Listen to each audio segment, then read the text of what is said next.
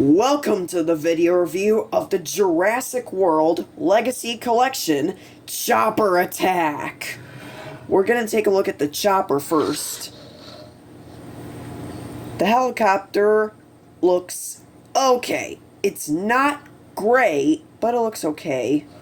It is very oddly proportioned, and it looks like something from Transformers Fall of Cybertron.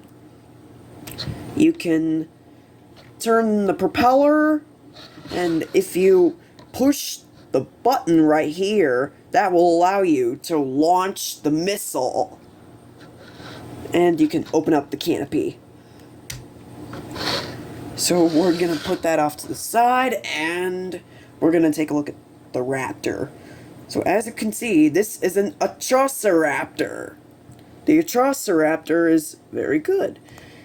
His head can move up and down, mouth opens and closes. Arm is on a ball joint, legs can move, and you can turn the tail.